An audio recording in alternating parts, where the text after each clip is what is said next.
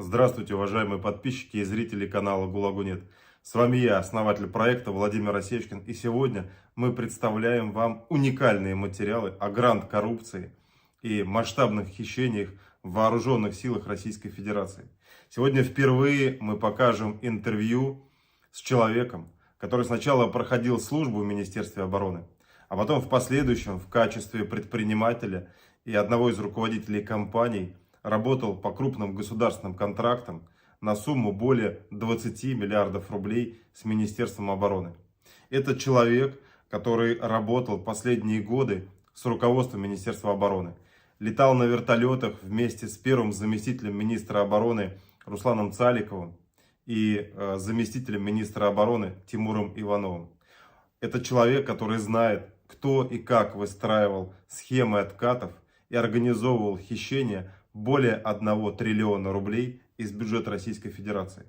Это человек, который даст показания, и сейчас вы впервые их услышите, о том, как военная прокуратура и департамент военной контрразведки крышевали страшные коррупционные схемы и, по сути дела, помогали гранд-коррупционерам и мафии похищать огромное количество денежных средств.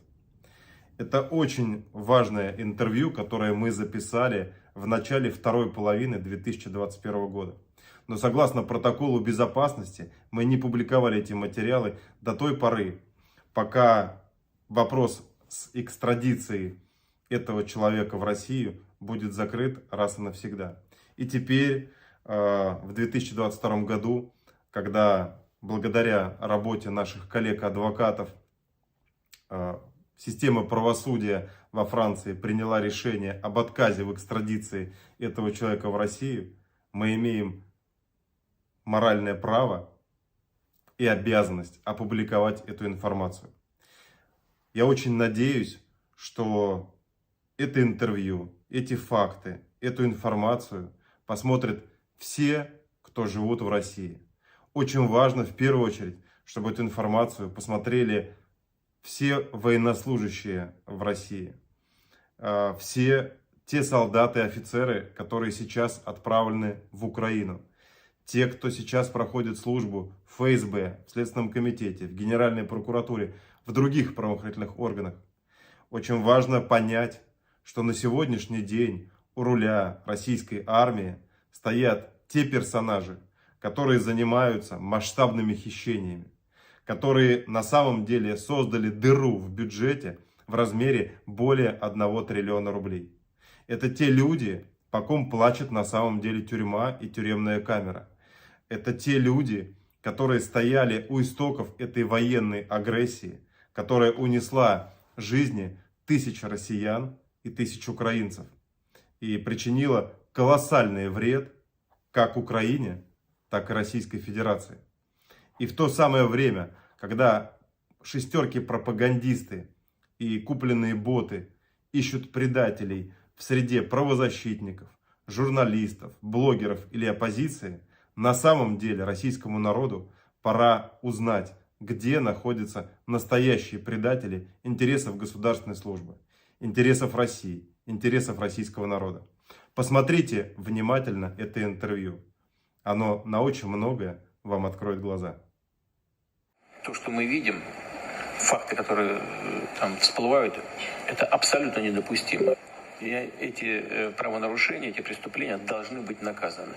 Кстати говоря, так и происходит, когда, в том числе с помощью средств массовой информации, такие факты всплывают.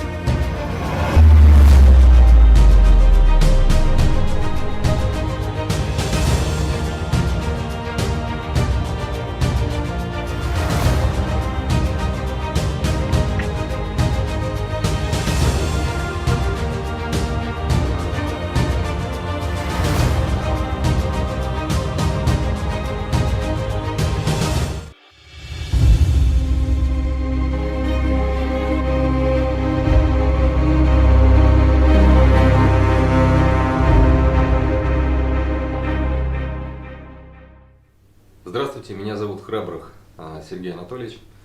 Я хочу рассказать о событиях, с которыми столкнулся в период с 2016 по 2018 год. Все они касаются моей деятельности в структуре компании «Спецмонтаж», связанной с возведением строительством объектов для инфраструктуры Министерства обороны и вспомогательных объектов и стратегических объектов для нужд Министерства обороны. Попал в эту компанию я в 2016 году. Связано было с тем, что ко мне обратились с просьбой восстановить техническую и исполнительную документацию по объектам арсенала, по строительству объектов арсенала для хранения боеприпасов город Киржач, город Ковров, Владимирской области. Суть задачи заключалась в том, что большой объем работ был выполнен, но не акцептован. То бишь работы не были оформлены должным образом. При этом размер аванса, полученный компанией «Спецмонтаж», собственником которой являлся Жигарев Сергей, представитель ЛДПР, правая рука Жириновского, был получен аванс 1 200 000 000 рублей. Значит, я для этого встретился с господином Кагай Юрием Максимовичем и с господином Терванесом Александром Борисовичем. Это два человека, новые собственники компании, которые получили ее от Жигарева с действующими подписанными контрактами по строительству арсенала для хранения боеприпасов и в городе Киржач, Ковров, и объекта шифр 70725 с Кантемировской дивизией в Наро-Фоминске по строительству, реконструкции наружных, внешнеплощадочных и внутриплощадочных сетей, реконструкции казарм, строительству столовой на 8,5 миллиардов. Мы встретились в Москва-Сити, офис находился у нас в башне Империи на 30 этаже, бэк-офис. Значит, для выполнения задачи я пригласил троих технических специалистов, мы выехали на объект. Значит, на тот момент контракты не были расторгнуты, но Министерство обороны в лице представителя ГУСТ номер 1 подали в суд. На их взгляд, количество выполненных работ было существенно меньше, чем несоразмерно меньше количество полученных авансов. По их независимой оценке объем выполненных работ, его стоимость составляла порядка 250, максимум 300 миллионов рублей по обоим арсеналам.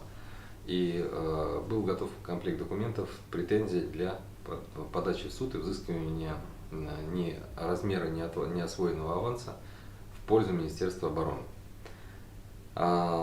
Выезд на объект и камеральные работы, работы по оценке выполненных работ, так называемые НЗП, это термин Министерства обороны, объект незавершенного производства, простым языком недострой.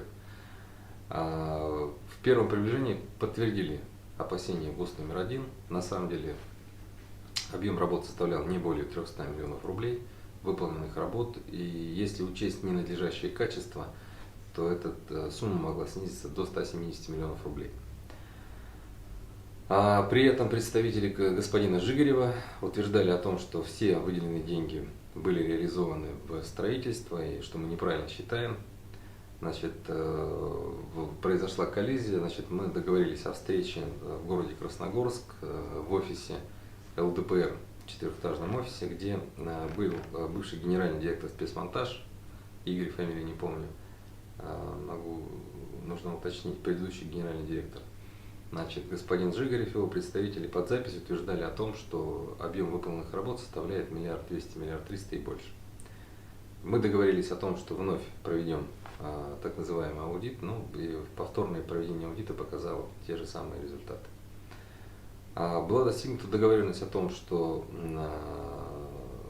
мы закрываем то, что есть, то есть мы оформили комплект исполнительной документации, направили его в архив ГУСТ номер 1 в очень большом объеме, порядка 2 больших машин грузовых. Значит, по закону архивариус обязан подписывать реестр документов, не пересчитывая, поскольку это не представляется возможным, и не проверяя комплектность, он принимает документы по реестру. Соответственно, камеральные работы по изучению документации, по проверке правильности заполнения надлежащих указаний правильности осей, зданий, сооружений, точек привязки занял порядка 6 месяцев. Тем самым ГУСТ номер 1 был парализован в своей инициативе по формированию претензий и подаче в суд на компанию «Спецмонтаж». Весь период, вся работа по формированию комплекта исполнительной документации заняла 2 месяца. Я написал заявление об увольнении, ушел из этой компании, официально уволившись, получил заработную плату, получил обещанный гонорар, значит, и выдвинулся из Москвы к семье. На второй день мне позвонил лично Терванесов Александр Борисович, на тот момент занимавший должность старшего вице-президента банка ВТБ-24, с просьбой предложения вернуться в Москву, возглавить спецмонтаж в должности, хоть Дедом Морозом себя назови, но в должности руководителя, с тем, чтобы провести мероприятия по санации организации, по получению новых контрактов, оздоровлению организации и закрытию всех долгов. Мы договорились встретиться с ним в начале следующей недели. Я вернулся в Москву, встретились с Александром Борисовичем Стерванесовым, договорились о том, что мы будем получать контракт на спецмонтаж с условием выполнения работ собственными силами. Имеется в виду отсутствие привлеченных субподрядных организаций, контрагентов, то есть предприятия полного цикла. В подтверждение того, что компания будет наполнена новыми контрактами, мы встретились, мы поехали на Фрунзенскую набережную в здании Министерства обороны, встретились с первым заместителем министра обороны по строительству Ивановым Тимуром Вадимовичем, где на карте, мне на выбор были предоставлены объекты на карте в определенной очередности. То есть, поскольку не были готовы там пакеты экспертиз, пакеты контрактов по всем объектам, мы выбрали первым объектом учебно-танковый полигон Мулина, располагающийся в Нижегородской области, арсеналы для хранения боеприпасов Киржач-Ковров, но при условии независимой оценки и нового сметного ценообразования. Здесь в этой формулировке кроется вся суть.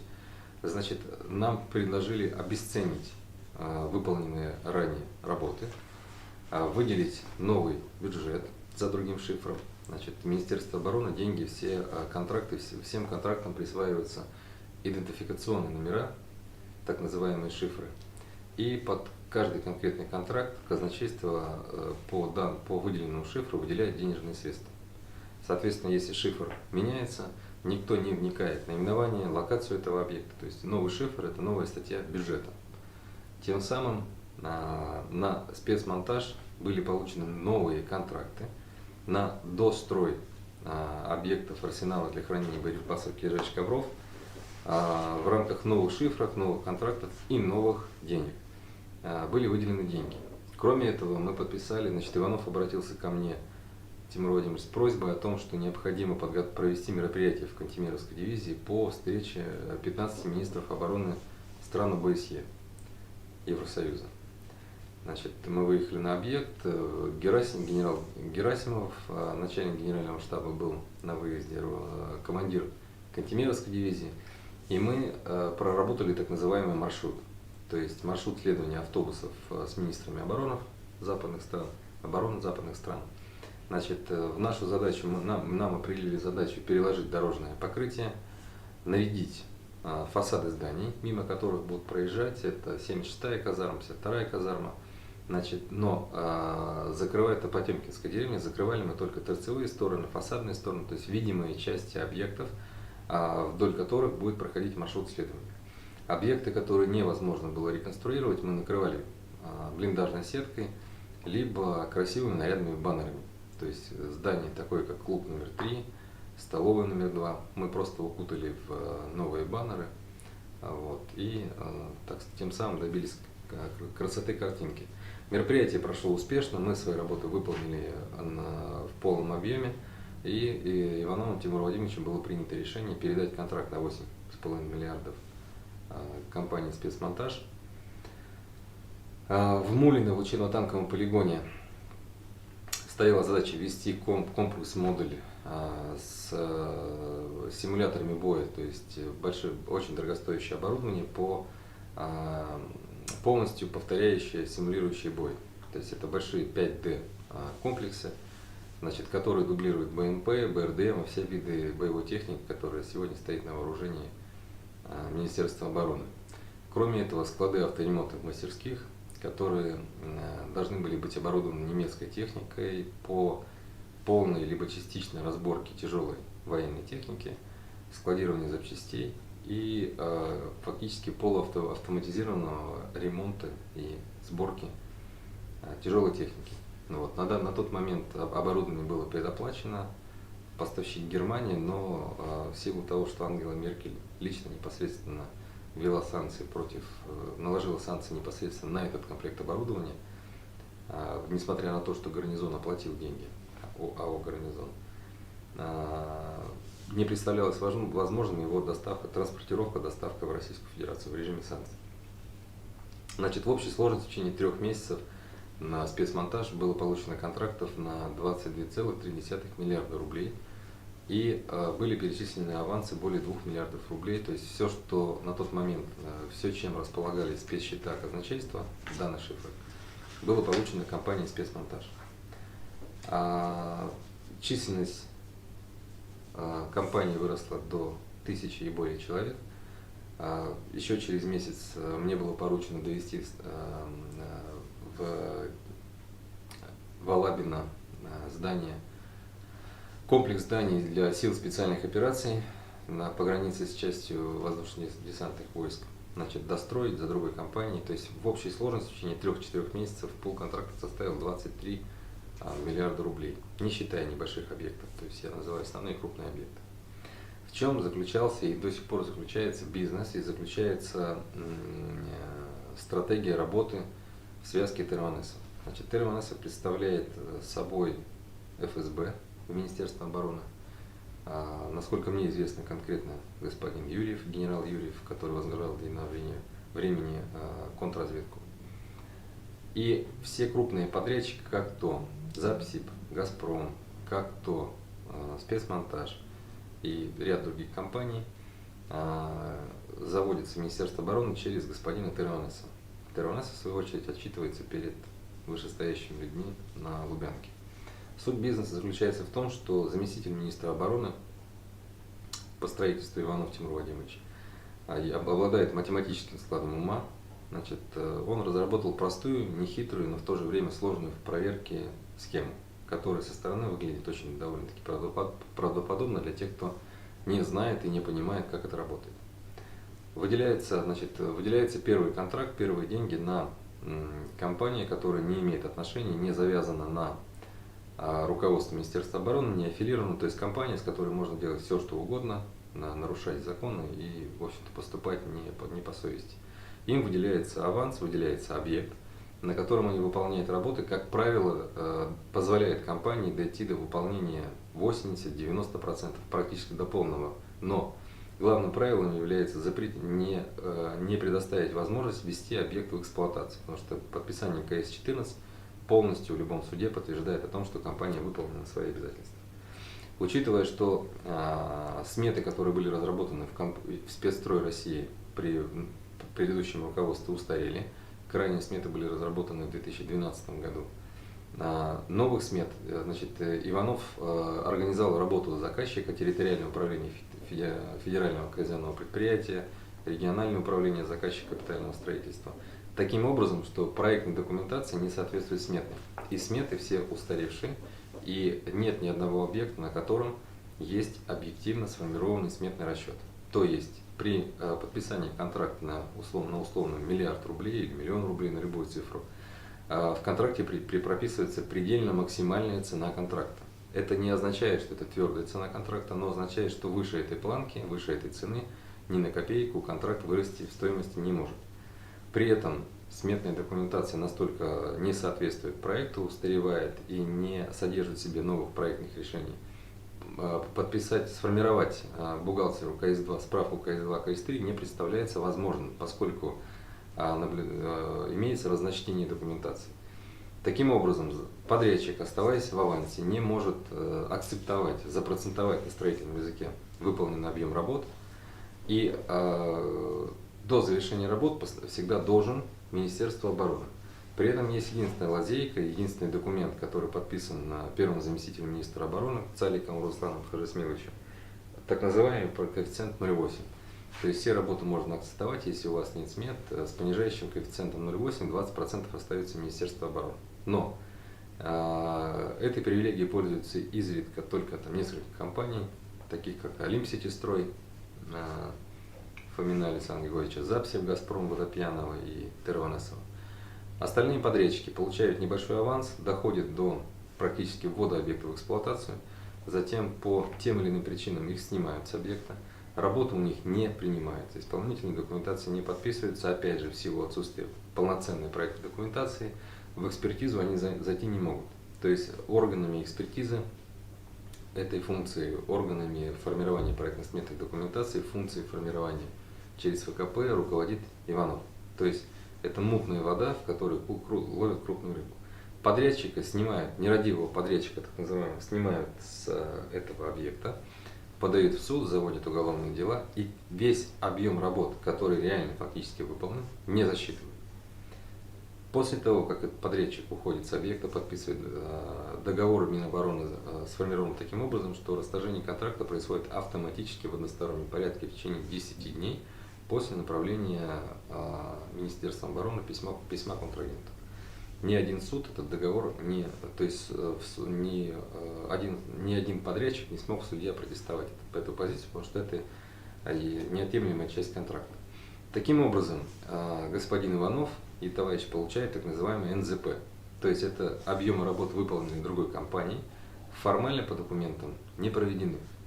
Учитывая, что средняя сметная стоимость контракта Министерства обороны 500 миллионов рублей, а по объектам Севера, Арктики, остров Итуруп и так далее, они начинаются от 3 миллиардов рублей. А в течение первых лет, 1-2 лет работы господина Иванова, так называемых НЗП скопилось на колоссальные суммы денег. Также к этому пулу прибавились те работы, которые выполняли подрядчик-контрагенты в рамках спецстрой.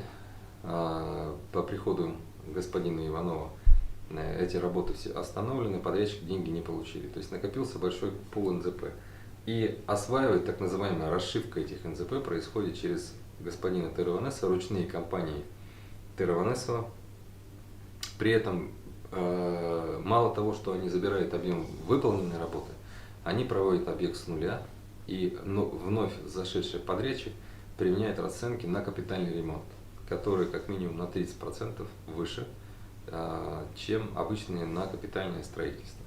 Это также ручные компании, это крестник министра обороны господин Абдурахманов Антон. Раньше это компания МЭЦ, ныне это компания БАМ «Стройпуть», основной подрядчик Министерства обороны. Это компания Олимп-Сити-Строй ОСС, господин Фомин Александр Григорьевич.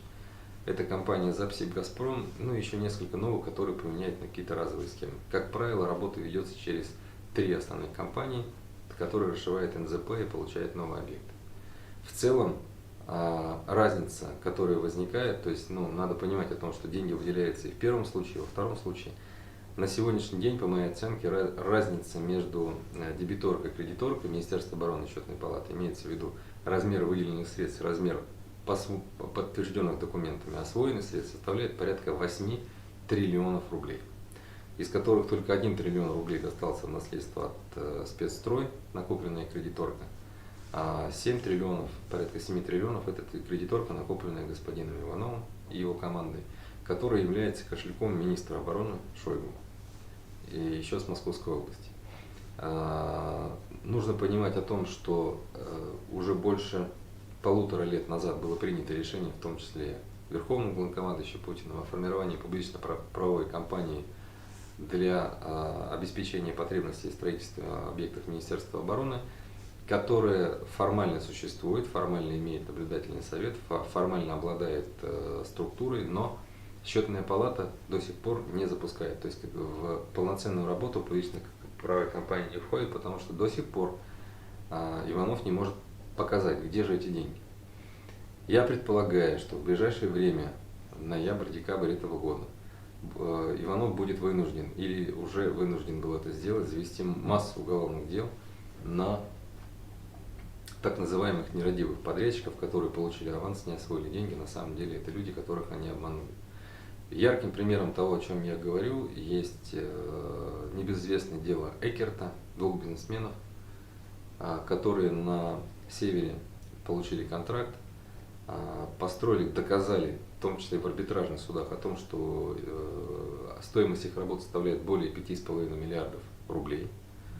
Значит, по приходу Иванова эти работы были ограблены, эти работы, если можно так сказать, с участием Тырванесова, Евгения, Жени Горбачева, который ныне пытается стать или уже стал депутатом Государственной Думы от КПРФ, а до этого был руководителем ВОВ.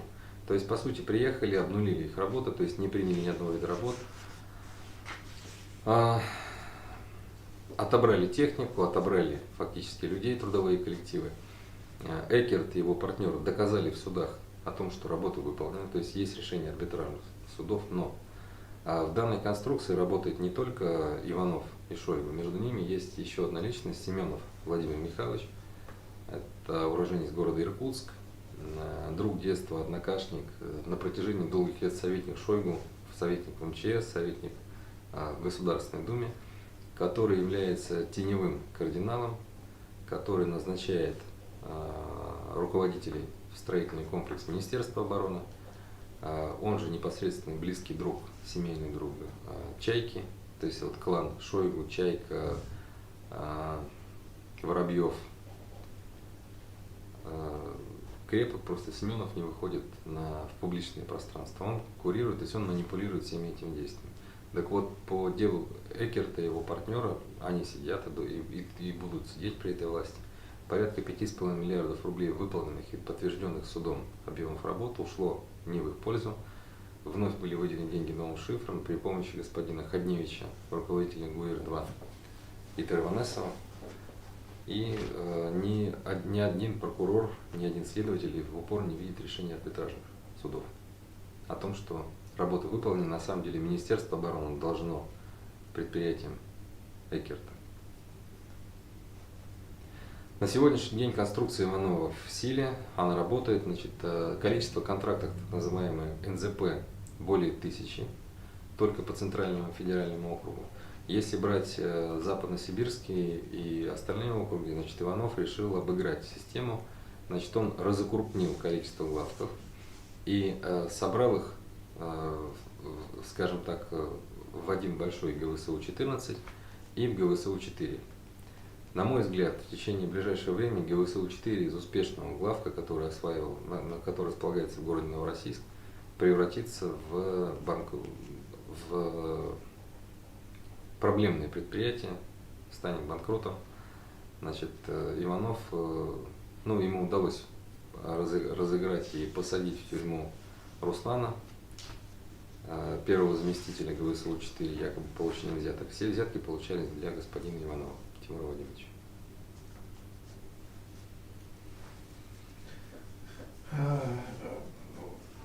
Расскажи, пожалуйста, Сергей,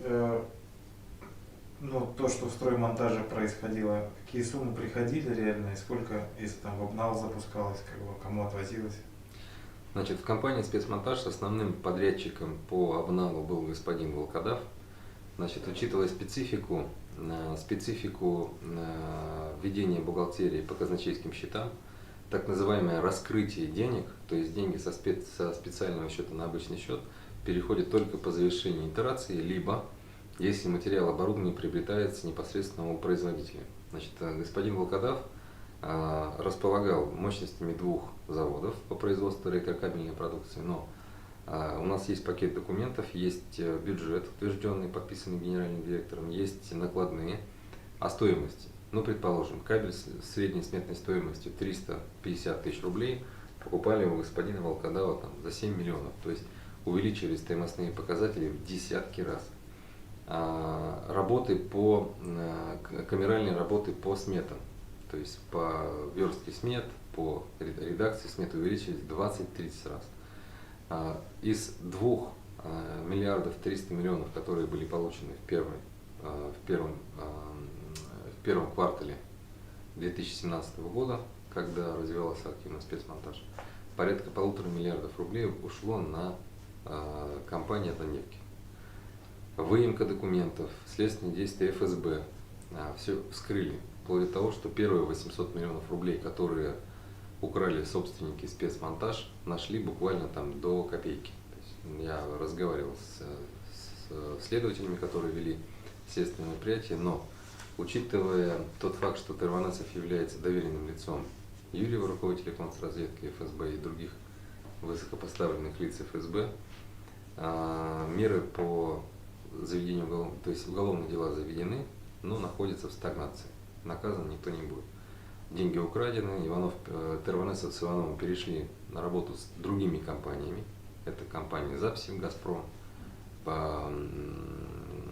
Это еще две компании, которые постоянно меняют между собой по освоению НЗП. И конструкция работает до сих пор, и пока Иванов при власти, она будет работать, потому что надо понимать размеры. НЗП – это деньги из воздуха, компания ничего не делает, не выполняет. Это десятки миллиардов только на эту группу, десятки миллиардов рублей ежеквартально только на эту группу. В принципе, сегодня несложно отследить контрагентов цепочки Министерства обороны. СБИС публикует всех подрядчиков. Это БАМ-стройпуть, который осваивает по году не меньше 25 миллиардов рублей. Это Алипский строй, который осваивает не менее 20 миллиардов рублей. То есть у Иванова в его пуле не так много компаний, 3-5 компаний, остальные компании небольшие, как раз те компании, с помощью которых формируется НЗП, то есть которые как пчелы нарабатывают объемы, потом их кидают, и этот объем приходят, забирают крупные игроки, которые делятся с Ивановым. Как ты думаешь, кому уходят деньги и в каких объемах? Деньги уходят, Иванов является кошельком министра обороны. Несколько раз я сам непосредственно слышал, что это так называемая комсомольская нагрузка, есть такой термин, называется комсомольская нагрузка. Один раз я слышал о том, что это социальная задача для поддержки ЧВК. Что вот у нас есть ЧВК, который ведет свою деятельность, это деньги направляются на ЧВК, но общаясь с представителями ФСБ при Министерстве обороны, есть там Александр Иванович такой, все прекрасно понимают, что это деньги формируются, деньги уходят в бюджет министра обороны.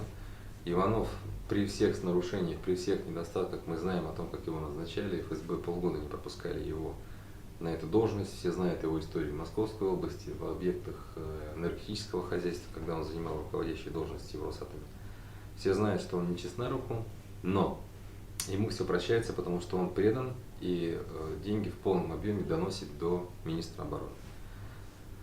Говоря о масштабах, нужно понимать о том, что из 8 триллионов названных мной сформированных долгов, 3 триллиона Счетная палата уже подтвердила. И из них как минимум половина ушла на НЗП, то есть это 1,5 триллиона рублей. То есть если не доверять тому, что я говорю, провести короткий анализ через размер задолженности и общие объемы строительства, возглавляемые Ивановым, на сегодняшний день порядка 1,5-2 триллионов рублей. Схема работает дальше. Нужно понимать о том, что в год строительный комплекс и вообще все подвиги, заслуги Иванова и Шойгу заключаются ли в том, что они ежегодно задают порядка одного, максимум 2 объектов, так называемых президентских. Это президентские кадетки, это Суворовки, либо учебные заведения. То есть внимание обращается на объекты, куда они повезут президента, при этом большинство, 95% контрактов Центрального федерального округа и других округов просто не доходит до завершения. Это также несложно отследить, если посмотреть количество ЗОС, выдаваемых ГАЗ на Московской области, заключение о соответствии зданий. Их не так много. Наиболее эффективным является главк Североморск, которые более-менее, но которые не смогли отбиться от подрядчиков господина Иванова. Говоря о других нагрузках, была комсомольская нагрузка храм, то есть на нашу долю выпал фундамент храма. То есть он, несмотря на то, что были выделены деньги и большие пожертвования, на самом деле построился силами подрядных организаций. То есть просто между подрядчиками разделили комсомольские задания, и весь храм строили, мы отвечали за фундаментную плиту. Его строили и собирали как раз из денег подрядчиков.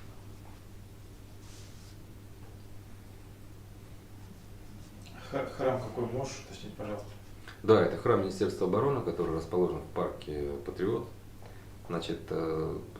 Конструктив, все, что там есть, то есть вся начинка, все, что касается красоты, этим занимались отдельные компании, туда тратились какие-то деньги, то есть невозможно было там за счет подрядных организаций там, приобрести, там, написать в хорошем месте иконы, какие-то предметы интерьеров, убранства, это покупалось. Но конструктив, все общестроительные работы, работы, связанные с устройством внутренних инженерных сетей коммуникаций, внешних, были возведены за счет подрядных организаций, несмотря на то, что деньги выделялись. И все это имело командный метод, то есть просто присылали комсомольское задание, нагрузку.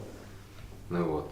Также нагрузку присылали по району Левобережный микрорайон, Левобережная достройка после МГУФ, и по микрорайону 905 года на Пресне. То есть это жилые комплексы, которые Иванов, в свою очередь, в свое время бывший руководитель ГОВ не смог достроить до конца. Это все вводили силами подрядных организаций в виде комсомольских нагрузок.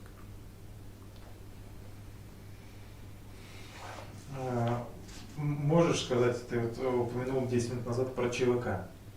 Можешь более подробно рассказать, что и кто говорил про финансирование ЧВК? Да, мы общались. Ну, надо понимать, что я имел доступ, ну, так называемое здание экспедиции. Экспедиция — это где сидят там департаменты, руководители департаментов, главков. У меня был пропуск в основное здание Министерства обороны, то есть у меня 200-й Land Cruiser стоял рядом там, с BMW семеркой, там, Шойгу и Иванова. То есть я тесно, близко общался с многими представителями. Значит, первое, что я услышал от ФСБшников, значит, там, ну, один Александр Иванович, так называемый, там, человек-загадка, который присутствовал на всех совещаниях, никто не знал, кто он, на самом деле догадывались. И я близко общался с адъютантом Иванова. То есть первое, они говорят, ну, во-первых, все компании, которые работают с ЧВК «Вагнер», обналичиваются в банках за 0%. То есть если сегодня средняя ставка по обналу 20-18% минимум, там, ну, на рынке черных денег, они обналичиваются бесплатно. Ну, а второй момент, когда мы выезжали в составе вместе с Ивановым, с Цаликовым, мы летели, Цаликов Руслан Харсмилович, первый замминистра обороны, мы летели из Киржача, из объектов Ковров, арсенала боеприпасов, на объект арсенала боеприпасов Ковров. Значит, мы летели как раз 3 бортами, и я попал на борт с Цаликовым, с Ивановым, то есть, ну, весь, кроме министра обороны, были все. Мы обсуждали с ними в 2017 году, мы обсуждали с ними, что нас ждет в 2020 году. Ни на что мне было сказано, что сейчас только 34-35 год, впереди 37-й год. Ну и по поводу комсомольских заданий, мне вот прям Цаликов с ухмылкой сказал, что ну, мы же должны как-то ЧВКшников наших содержать. Вы что думаете, им там много платят? То есть первый заместитель министра обороны мне об этом сообщил, ну и вместе с тем, что впереди 37-й год. То есть тогда в это не верилось, то, что сегодня происходит. Ну, в принципе, они об этом знали и раньше. Вот. Как это происходит, дают реквизиты компании, то есть этим занимался первый заместитель руководителя ГУОВ. То есть если тебе говорят, надо поехать к нему, нужно съездить к нему, получить от него реквизиты, готовый договор на предоставление консалтинговых услуг. И когда он говорил, в каком размере, с какого объекта отправлять деньги, бухгалтер отправлял туда деньги. В целом, насколько мне известно, вот Терванесов собирал раз в месяц деньги, но вот на мои глаза меньше, чем там 150-200 тысяч долларов не отвозил, но это так называемые текущие платежи, абонентские платежи. Когда речь шла об освоении НЗП, там другие договоренности, то есть, допустим, НЗП осваивается на 5 миллиардов рублей, из которых там, подрядчик оставляет себе 20-30%, 30% это прям, ну это в лучшем случае, это обычно 20%, а разница отвозится Иванову. Как отвозится, ну, я этого механизма не знаю, врать не хочу, но могу допустить, предположить, что через свои конторы, то есть подписывается договор на оказание услуг, и деньги уходят на якобы контрагента. Правильно я понимаю, что Тимуру Иванову, ну, соответственно, то направление, которое он курировал, передавалось там, наличными либо в офшоры более 50% от тех государственных денег, которые уходили официально на НЦП. Суммарно, если брать от стоимости контракта, это не 50, а не 100%. То есть они, по сути, выбирали 130-150% стоимости контракта. То есть нужно брать 200%, отнимать количество денежных средств, выделенных первому подрядчику по первому государственному контракту, то, что ему успевали давать, да, эти деньги отсуживались, но они в бюджет уже не возвращались. Дополнительно осваивались деньги на дострой по новому шифру. По НЗП доля Иванова составляет минимум 70%. Минимум 70%, потому что это повезет, если там кто-то из подрядчиков договорится там, оставить 30% себе, 70% отдать, потому что это воздух. То есть обязанности подрядчика просто оформить это все исполнительной документацией. Иванов я уверен, что из всех чиновников Министерства обороны на первом месте Шойгу, на втором месте Цаликов, на третьем месте Иванов. Между Ивановым и Цаликом постоянно они оппонируют друг другу. Это не, кстати, в публичное поле, это пространство не выкладывается, но мы знали все о том, что они являются врагами, заклятыми врагами. Бьются они за дружбу с министром обороны. На моих глазах в сложную ситуацию попал директор департамента, руководитель департамента строительства Ченгаев Максим Викторович. Мы сотрудничаем с ним порядка 2 месяцев. На данный момент он находится в бегах, никто не знает где, в какой стране. Он начал перечить Иванову. Значит, это события происходили в конце 2017 года. Он не послушал, то есть пошла мода на армян. Тырманесов начал переводить много подрядчиков армян. Мы все понимаем о том, что армянские подрядные организации в лучшем виде укладывают дорожное покрытие, лучших, наверное, в России нет. Но речь шла о возведении крупных стратегических объектов, и Максим имел неосторожность что-то высказать против, то есть он не согласовал подрядчика. Значит, в течение 3 недель на него был собран компромат, как выяснилось потом. И министру обороны принесли докладную записку, из которой следовало о том, что пиджаки, так называемые пиджаки, то есть в Министерстве обороны есть антагонизм между настоящими военными пиджаками и теми, кто не оканчивал военных училищ и не имеет отношения к армии как таковой. Значит, якобы военные против пиджаков готовили, и вообще против министра обороны готовился якобы заговор. И записка была составлена, сформирована сознанием подхода Шойгу, сознанием его характера, нравов, в которой описывались враги, и в конце было написано: а вот Ченгаев Максим Викторович молодец. То есть тот, кто его подставил, он прекрасно знал, как Шойгу отреагирует. То есть на фоне всех предателей якобы Ченгаев был молодец. Я видел, значит, Максим смог собрать записи с видеокамер, которые подтверждают о том, что он даже в этих кабинетах не был. То есть в местах предполагаемых сборов генералов против Шойгу он даже не был, но его заставили уволиться, и в течение 2 месяцев завели уголовные дела, и он находится в бегах. Где-то никто не знает, где он сейчас находится.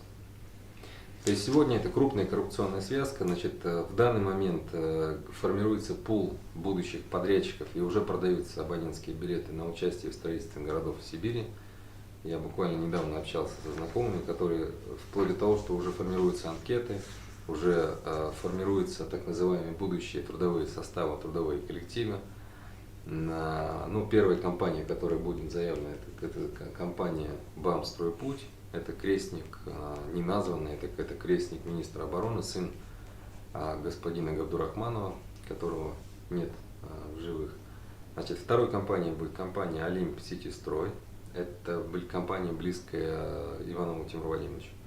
И надо понимать, третья компания будет либо ЗАПСИ Газпром, либо ее двойник, тройник. То есть это будут 3 опорных компании, которые начнут осваивать. Осваивать они начнут это все с момента проектирования. Значит, на данный момент Иванов разрушил сознательно все проектные институты. То есть сегодня в рамках Министерства обороны нет маломальски компетентных профессиональных проектировщиков замкнутого цикла. То есть можно где-то в какие-то остатки, крохи раздавать какие-то задачи по разделам, но аналогов бывшему 20-му центральному проектному институту, 26-му их не осталось, они сознательно разрушены. Для чего? В Министерстве обороны отсутствует документация, ее не должно быть. Дураков находится всегда, подрядчиков с улицы всегда находится, на каждый год находится подрядчик, которым говорят: не ходите в Министерство обороны, это обман, вас кинут, но они все равно появляются, каждый год рождает новых так называемых подрядчиков. В данный момент готовится пул подрядчиков на освоение городов Сибири. Насколько мне известно, господин Иванов не просто уверен, а он действительно прорабатывает дорожную карту по освоению средств. Со счетной палаты проведены в первом приближении расчеты на пиры, так называемые проектно-искательские работы, называют пиры. Речь об очень колоссальных суммах, которые будут выделяться из стабилизационного фонда, и Иванов, можно сказать, к освоению уже приступил.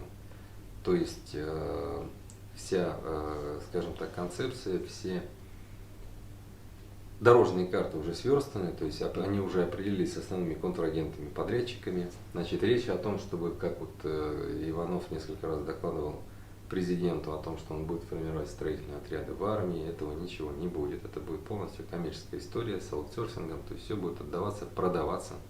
Все контракты будут продаваться на сторону вот первым 3 компаниям, которые я назвал, ну и же с ними еще пул порядка 10 компаний. В данный момент формируется дорожная карта по освоению средств на пиры. На твой взгляд, сколько будет выделено и сколько будет похищено? Но учитывая, что пиры это порядка от 1 до 5%, даже Министерство обороны, то есть это критерии обойти не могут, на пиры будет выделено первым траншем порядка 25-30 миллиардов рублей. Эти деньги, скорее всего, пойдут в большей части на освоение. То есть Тимур Вадимович, он обладает хорошим, крепким математическим складом ума, он никогда не ворует из первых денег, никогда. То есть стройки всегда начинаются, всегда вырастают заборы, всегда появляется временное здание сооружения, дороги, то есть первых денег он никогда не берет. Но после формирования концепции зайдут новые подрядчики, мы пока не знаем, можем предполагать, но в ноябре будут сверстаны ЛБО, лимиты бюджетных обязательств, из которых можно будет четко понимать и прогнозировать, какая компания на себя какие деньги возьмет. Речь идет о триллионах. Откуда они возьмут эти денежные средства? Эти деньги запланированы из стабилизационного фонда, и об этом уже есть публикации. Значит, недавно пересматривали, вот буквально на прошлой неделе, пересматривали вновь требования, значит, отвергли то, что я прочитал из новостей. Силуанов не хотел тратить кубышку, но принято решение, что кубышку будут тратить. И, насколько мне известно, господин Пригожин пытался с Ротенбергами войти на освоение средств Министерства обороны, но их не пустили. То есть был конфликт, был прямой конфликт Иванова с Пригожиным в СМИ, в средствах массовой информации. То есть Шойгу не пускает из крупных, из кооператива озера никого не пускает. Осваивать они будут собственными силами на базе своих подрядных организаций. Правильно я понимаю, что, по сути дела, сейчас по линии Минобороны началось противостояние, условно, клана Шойгу и питерских? Оно началось не сейчас, значит, зимой был скандал, он был, кстати, в публичной поверхности, в публичном пространстве. Пригожин захотел стать поставщиком продуктов, это очень большой рынок, это тоже колоссальный рынок, но это стезя генерала Булгакова, который отвечает за эксплуатацию снабжения и обеспечения, это не Иванов. Но Пригожин изъявил желание войти в строительный комплекс, на что Иванов его не пустил. Это был открытый скандал в открытой публичной плоскости. У Шойгу очень высокий на сегодняшний день ресурс, у него хорошие отношения с президентом. На мой взгляд, вот, исходя из обстоятельств сегодняшнего дня, они не пустят ни питерских, никого не пустят. Тем более, что с Ковальчуком у них выстроены хорошие деловые отношения. Это подтверждается тем, что один из моих знакомых возглавлял спецстройинженеринг, крупнейшую генподрядную структуру Министерства обороны. Сейчас он ушел в Росатом Ковальчукам осваивать строительство, реконструкцию нового центра Хруничева. То есть это как взаимозаменяемые, поскольку они допускают, Столевский Андрей работал здесь, потом перешел в тут, то есть они, скорее всего, дружат. А с ФСБ у Шойгу разные отношения, насколько мне известно. 1,5 года назад Иванов был на допросе, Тимур Вадимович. Как вот ходят слухи о том, что он штанину промочил, то есть есть папка, он рассказал про эту игру в 20, они называют это игра в 20% НЗП. То есть даешь аванс 20%, подрядчик заходит, потом его кошмаришь, он уходит до 80%, вкладывает свои деньги, его выгоняешь, заводишь нового подрядчика. У меня, поскольку я в Москве общался с разными людьми, один из, на мой взгляд, очень компетентных людей, рассказал мне о том, что Иванов расписал полностью эту ее схему, так и назвали, схема 20%, схема НЗП, и обмочился на допросе. Насколько это правда, не знаю, но ФСБ, Министерство обороны имеет очень сильные, крепкие позиции. И представители в каждом главке, то есть, ну я могу сказать на примере наших контрактов спецстройинжиниринг, на всех крупных совещаниях, на всех согласованиях, то есть прежде всего проходится спецотдел, то есть ФСБшник, сотрудники ФСБ располагались в этом здании и располагаются в этом здании, то есть они по сути имеют отдельную службу, отдельный кабинет в структуре каждого предприятия Министерства обороны. На твой взгляд, почему ФСБ, которая представлена почти в каждом учреждении Минобороны, военной прокуратуры, военные следователи, не реагирует на те схемы, которые реализует Тимур Иванов и аффилированные с ним персонажи, вот, связанные с очевиднейшими коррупционными схемами, с хищениями миллиардов бюджетных рублей, с обманом и мошенничеством в отношении тех предпринимателей, которых покупают и засовывают вот в эти схемы и кидают их потом с оплатами и сажают в тюрьмы. Почему ФСБ, прокуратура и военные следователи в данном случае бездействуют, вся государственная вертикаль? Я могу ответить одним простым примером. Это случилось со мной. Значит, когда я работал у Терванесова, к Терванесову приехали ребята компании Еврострой, господин Саша Иванов. Значит, их интересовала реконструкция завода «Химмаш», город Екатеринбург. Значит, контракт 2 миллиарда 230 миллионов рублей. У них не получалось его взять. Почему? Потому что Столевский Андрей перестал быть руководителем спецстройинженерии, туда пришел Сироткин, господин Сироткин Александр Валентинович. Значит, он перешел туда из обороны, он возглавлял ЦИНКИ, в Роскосмосе, Центральная эксплуатационная служба по эксплуатации космообъектов космического хозяйства. Ну, он этот объект не отдавал.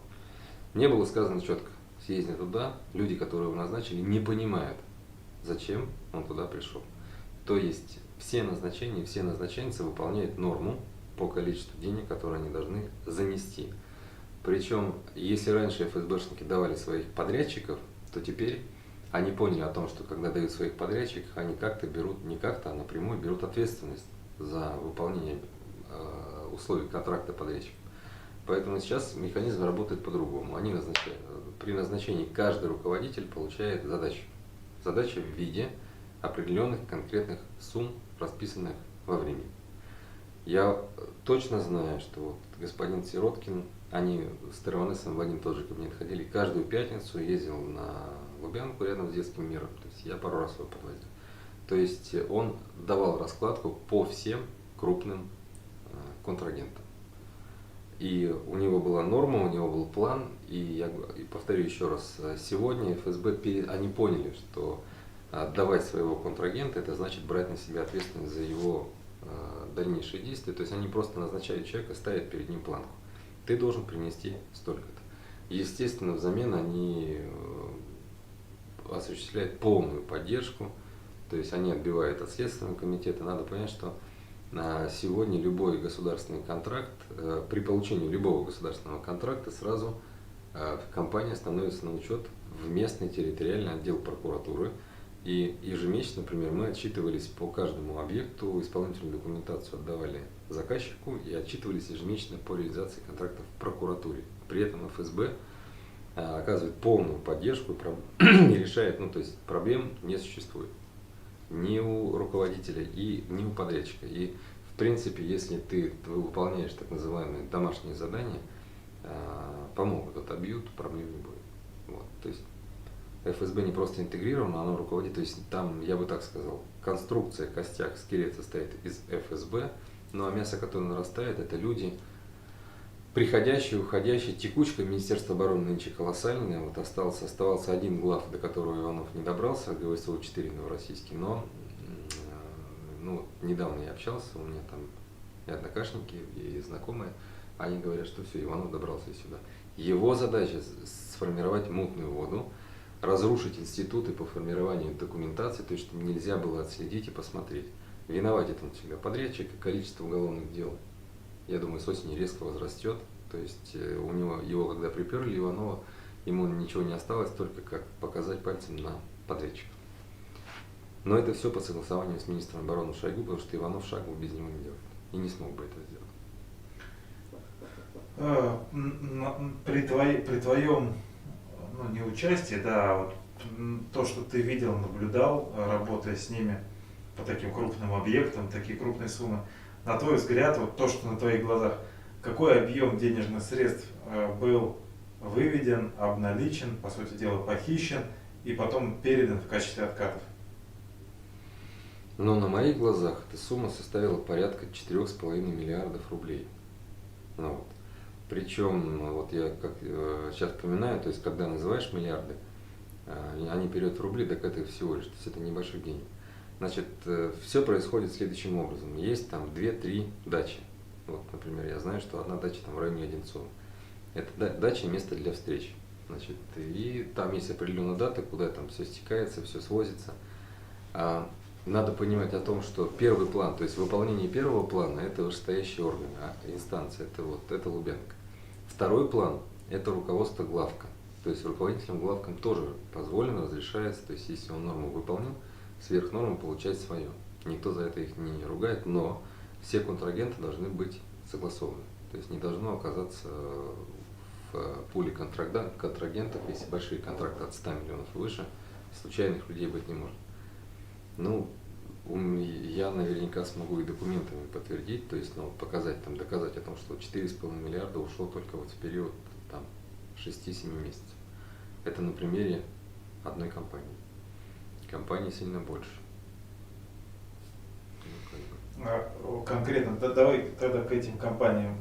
Что это за компания, какой период и какая сумма была законтрактована в процентном соотношении, и вот эти 4,5 миллиарда, как они были, соответственно, там выведены, обналичены и кому переданы, что тебе известно? Ну, вот компания «Спецмонтаж», значит, законтрактовано 22,3 миллиарда рублей, 22 миллиона 300 миллионов рублей, миллиард 300 миллионов рублей. Значит, из первых денег через компании господина Волкодава, их несколько, было выведено порядка 800 миллионов рублей. А вторым этапом получили контракт на строительство Академии РВСН Петра Великого в Балашихе с некрашенными деньгами, так называемые некрашенные деньги. Значит, деньги выводили через компании финансового директора Герасимова Юлия Сергеевна, через ее компанию. Значит, третью часть выводили через питерскую компанию, через проектировщиков. Стоимость проектных работ порядка 190 миллионов рублей. Но там вовремя включились юристы, то есть сформировали такой прецедент, деньги ушли, и потом за ними как бы погнались, то есть попросили вернуть их обратно, но в силу того, что компания, то есть, разыграли, якобы деньги были отправлены там не очень целесообразно, верните, пожалуйста, то есть, их таким вот заволоките. Вот 3 транша. На это у меня есть бюджет. У меня есть бюджет, согласованный с подписями участников и интересантов. Значит, дальше вводили деньги через поставщиков материалов, опять же Волкодав, через его компании. Я говорю, Волкодав, их 2 брата, не путать. Один брат из спецстроя, его родной брат, он на внешней стороне. То есть тот был внутри спецстроя, этот был на внешней стороне. По компании «Стройресурс» деньги выводились через договоры, сейчас точно скажу, договоры оказания услуг по корректировке проектно-сметной документации. В общем, там 3 компании. Компании располагались в центре, рядом с детским миром. Вот, договоры у меня есть, компании есть. Значит, размер от 5 до 8% от контрактов, еще где-то 250-300 миллионов рублей. Значит, в момент выдачи я не могу сказать, что вот там сумку взяли, отдали, привезли, то есть я не присутствовал непосредственно, вот прям в руки взяли, отдали. Но есть бюджеты утверждены генеральным директором, откуда можно проследить. И самое главное, сегодня вот я называю компании, БАМ-Стройпуть, Олимп-Сити-Строй, вот крупные компании. Сегодня в России так устроена система отчетности, что в СБИС можно просмотреть любую компанию, любые контракты и любых контрагентов. И мы увидим там постоянные взаимосвязи, то есть несложно поставить дерево, куда уходят деньги, аннуитетные платежи. есть это как раз платежи в адрес, ну, это на обнал, деньги уходят в обнал. По НЗП, ну, например, по динамике объектов спецмонтаж было выделено 1 миллиард 300, про них как бы забыли, потом были новые деньги были выделены. Ну, здесь у меня на это есть документы, есть переписка, фотоотчеты, фотофиксация, есть технические заключения. То есть все, о чем я вот говорю предметно, спецмонтаж, компания и взаимодействие с Министерством обороны, на это у меня есть весь пакет документов. Причем я был директором по строительству, был главным основным докладчиком министра обороны, замминистра обороны. То есть в этом-то идея и была, почему я туда уволился, потому что я понял, что завтра подставят меня не генерального директора, а подставят человека, который проводит переговоры, ездит на совещания, руководит строительством. Если при тебе когда-то какие-то денежные средства должностным лицам передавались, о каких может идти речь суммах из конкретных случаев? Ну, при мне, ну, один раз я отвозил в подарках, то есть это было в преддверии 8 марта, значит, я развозил деньги в подарках, я зашел к Балакиревой, это на тот момент она, кстати, и сейчас, по-моему, там работает, она была начальником департамента строительства, нет, был Чингаев Максим Викторович, она была должность выше за ним, по-моему, советник министра Балакирева. Вот, я занес там $100 000 с какими-то дорогими духами, с какими-то дорогими вещами. Потом я съездил для Валентины Матвиенко, но мы с ним не виделись, я просто передал такой подарок в Совет Федерации. А каких-то небольших денег, это мы говорим о небольших, крупные деньги. Матвиенко, если не секрет, сколько там было? Там было порядка $80 000, и какие-то, мне сказали, духи ты таких в жизни не видел, какие-то супер дорогие, какие-то супер там, ну, французские какие-то прям невероятно дорогие. Это от кого ты передавал тебе? От Терванесова. Лично от Терванесова, он не успевал раздавать подарки, вот я ездил. Но для Матвиенко я отдал, вышел какой-то человек, я для нее отдал. То есть для нее. То есть я в руки не отдал. Балакиру я отдал в руки. Да, в общем-то, вот так. То есть сейчас все устроено так, что в руки стараются не отдавать. Но, опять же, это легко отследить, причем это даже проще. Если раньше в руки, это в руки. Можно отследить по определенным контрагентам и по суммам платежей в их адрес. То есть это четко будет либо 5%, либо 10%, либо 15%, либо 20%. И по этапам можно отследить. То есть, в принципе, любой компании может такой анализ провести. На твой взгляд, вот при том, что ты был свидетелем, как бы, да, а вот про этого Терванесова можешь более подробно тогда рассказать, там, фамилию, имя, отчество, и какую он должность занимал, какую роль он как бы занимал вообще в целой вот этой иерархии, по сути дела, разворовывания бюджета?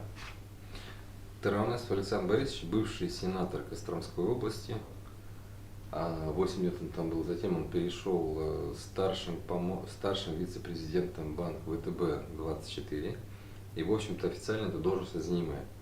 На самом деле он является бенефициаром самых крупных компаний Министерства обороны, подрядчиков. И, ну, все понимают и принято говорить в рамках Министерства обороны о том, что это человек, который курирует Тимура Вадимовича Иванова, то есть он его курирует со стороны силовиков, у них много фотографий вместе. Ну, на моей памяти, когда мы с ними работали, там по моей просьбе могли собрать начальников в течение 2 дней, начальников всех главков страны, например. То есть, когда речь шла об объектах спецмонтаж, и было очень много вопросов, и я не думал, что будет такой реакция, попросил, говорю, Александр Борисович, давайте соберем людей, руководителей главков, ну как надо решить вопрос. В течение 2 дней со всей страны прилетели начальники главков. При мне был уволен, например, руководитель ТУФКП. При мне был руководителем ГУОВ, Главного управления обустройства войск, Леша Полищук, Алексей Полищук.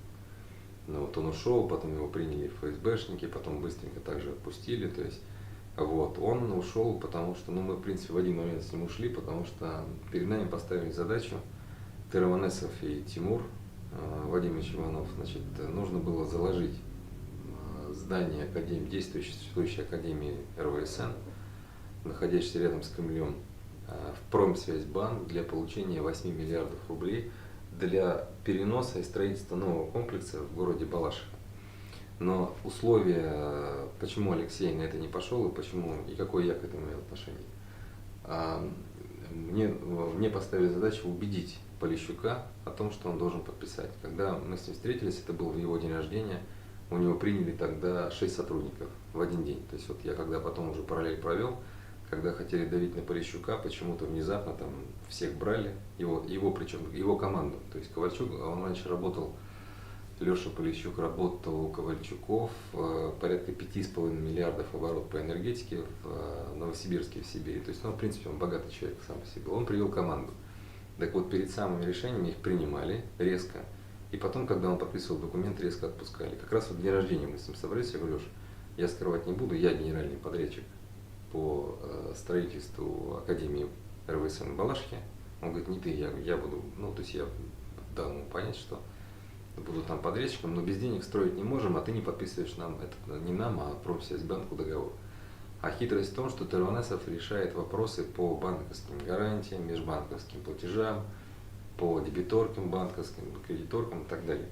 Значит, они с Ивановым придумали историю, чтобы через этот договор, как мне объяснил Полищук, он говорит: ты понимаешь, если я сейчас подпишу, я фактически за копейки продам ГОВ и его имущество. То есть мы точно не выполним этих условий, обязательств, мы точно не сможем выплачивать аннуитетные платежи предусмотрят. То есть, говорит, договор сформирован таким образом, чтобы и моя подпись будет означать, что просто ГОВ станет банкротом для Промсвязьбанка. Со стороны Промсвязьбанка Терванесов, со стороны ГОВ Иванов, причем оба они являются лицами, они не являются подписантами. Полищук подписывает здесь, а Сергей я подписываю здесь как подрядчик, то есть я должен подтвердить, что на 8,5 миллиарда. И он отказался подписывать документ, схитрил, значит, он попросил разбить его на этапы, и по завершении реализации первого этапа ушел, то есть он уволился с должности. То есть он, с одной стороны, не подписал весь этот кабальный договор, но чтобы строительство инициировалось, двинулось, он подписал. И, в принципе, еще отдельный бизнес, значит, но это не Иванов, то есть у Иванова есть разделение. На балансах главков, строительных главков Министерства обороны очень много объектов, жилых объектов недвижимости, нежилых объектов недвижимости. Этим занимается лично военный прокурор, значит, это с ФСБ. Значит, у них есть основная группа юристов, которых возглавляет Олег Казанцев. Его последняя должность, он начальник службы, заместитель руководителя ГВСУ-14 по юридически правовым вопросам. Значит, как это работает? Значит, военному прокурору ФСБшники дали на откуп реализацию всех банкротившихся глав, всего имущества. Надо понимать, что это заводы, общежития, промышленные объекты на сотни миллиардов рублей. Значит, как это выглядит вживую? Значит, для чего объединили главки? Вот никто не понял, почему был спецстройинжиниринг, крупнейшая компания, генподрядная, инжиниринговая, мощнейшая компания.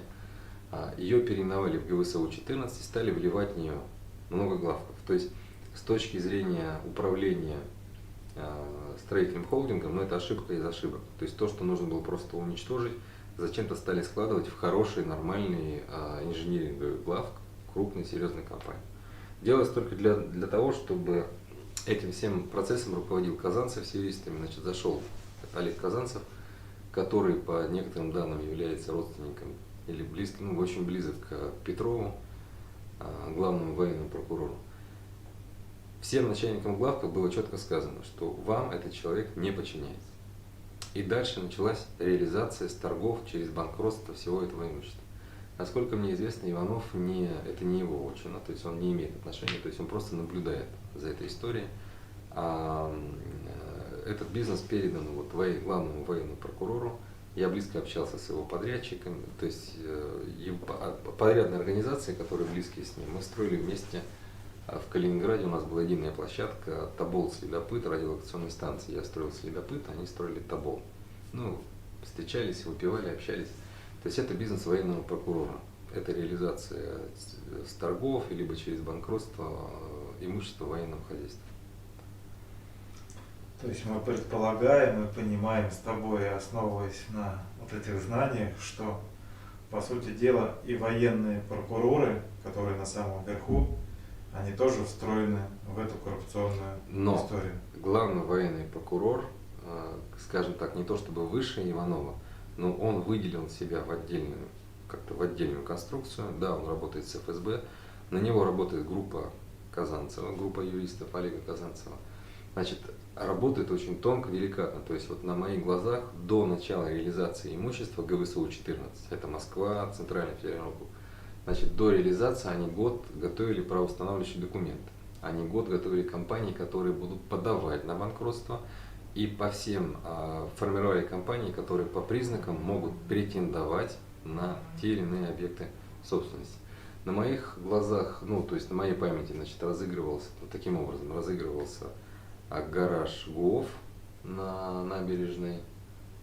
Значит, мне предлагали здание общежития в Москве на планированной, тоже Министерство обороны. То есть там как все это работало? Ты выбираешь объект, ты оплачиваешь работу юристов предварительно, то есть до начала их работы, ну, Казанцев имеется в виду, чтобы под тебя заточили этот объект.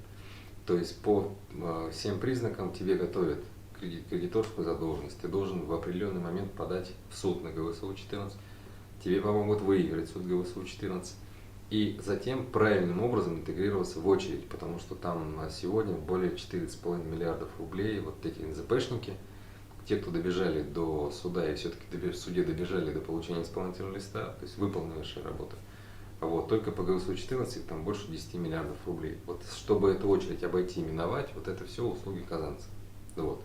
Но он, не нарушая очередь, он формирует каким-то образом уникальные признаки, по которым вот именно эта компания может претендовать на этот объект. И не отдают бесплатно, а они как-то демпингуют с тем, чтобы какие-то деньги заходили в бюджет. То есть там очень тонкая, деликатная схема, работает очень профессионально, то есть вот с точки зрения юристики, ну, на пятерку, не с 5 на 5. Это вот люди главного военного прокурора. Сейчас они находятся в завершающей стадии реализации, наверное, еще месяцев 6 им осталось по распродаже имущества ГВСУ-14. Ну и потом, наверное, пойдут подъедать какой-то другой глав. То есть имущество распродается, ну, практически полностью все.